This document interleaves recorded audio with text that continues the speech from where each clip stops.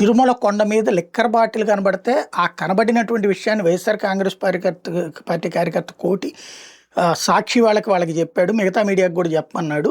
వెళ్ళి కవర్ చేసుకొచ్చారు. దాంట్లో సాక్షి వాళ్ళ మీద కేసు పెట్టారు. మిగతా అందరూ కూడా వార్తలు రాసిన అక్కడ బాటిల్ దొరికింది, అక్కడ కనబడిందని చెప్పింది వైసీపీ కార్యకర్త తప్పించి అతనికి సంబంధం లేదు అంటే, లేదు అతనే బాటిల్ తీసుకెళ్ళి పైన పెట్టాడు, అతనే అక్కడ చేశాడు, సీసీటీవీ ఫుటేజ్ ఉంది, అంతకుముందు వచ్చి అతను ఏదైతే ఆ సీసీటీవీ ఫుటేజ్ ప్రకారం అన్నటువంటిది. బట్ అతను అక్కడికి వచ్చి వెళ్ళిన మాట వాస్తవం. అది వచ్చి దర్శనానికి చేసుకోవడానికి వచ్చినప్పుడు కనబడబట్టినే అతను చెప్పాడు.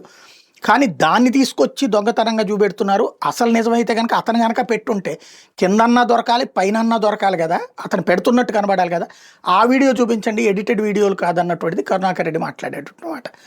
ఏది నిజం అన్నది పక్కన పెడితే, పాపం చేస్తే అక్కడ కనుక ఫ్యాబ్రికేటెడ్గా సృష్టిస్తే తిరుమల కొండ పైన అక్కడ దుష్ప్రచారం చేయడానికి సృష్టిస్తే వాళ్ళే నాశనం అవుతారు.